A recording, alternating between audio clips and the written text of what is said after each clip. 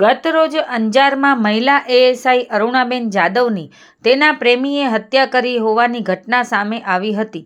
ASI Arunaben અને CRPF જવાન વચ્ચે વર્ષ 2021માં ઇન્સ્ટાગ્રામ થકી મિત્રતા થઈ હતી, જે બાદ બંને લિવ ઇનમાં રહેતા હતા.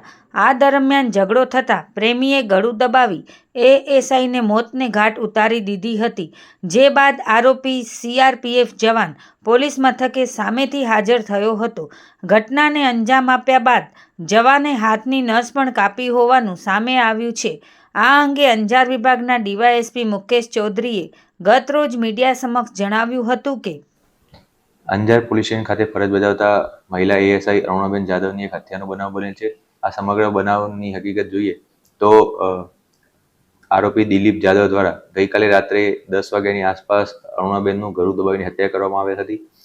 આરોપી અને મરણ જનાર અરુણાબેન 2021થી ઇન્સ્ટાગ્રામ દ્વારા એકબીજાના સંપર્કમાં આવેલા હતા. ત્યારબાદ બંને લિવ ઇનમાં સાથે જ રહેતા હતા અને ગઈકાલે રાત્રે બંને અરુણાબેનના ઘરે હતા તે વખતે બંને વચ્ચે 10 વાગ્યાની આસપાસ ઝઘડો થયેલ હતો અને ઝઘડા બાદ આરોપી દિલીપ દ્વારા અરુણાબેનનું ગળું દબાવીને હત્યા કરવામાં આવેલ છે અને આરોપી પોતે અત્યારે સીઆરપીએફમાં કોન્સ્ટેબલ તરીકે ફરજ બજાવે છે.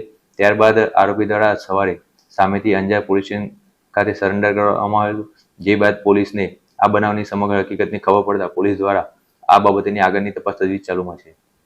આ કેસની વધુ વિગતો આપતા આજરોજ અંજાર પીઆઈ એઆર ગોહિલના જણાવ્યા મુજબ છેલ્લા 6 મહિનાથી તાલીમી મહિલા એએસઆઈનો તાલીમ સમય પૂર્ણ થયો હતો અને છેલ્લા થોડા સમયથી તે રજા ઉપર હતા. શુક્રવારે જ બંને સાથે ઘરે આવ્યા હતા અને રાત્રિના સમય દરમિયાન હત્યાનો આ બનાવ બન્યો હતો. આ અંગે આરોપી દિલીપ સામે માનવવધની કલમ હેઠળ ગુનો દાખલ કરવામાં આવ્યો છે.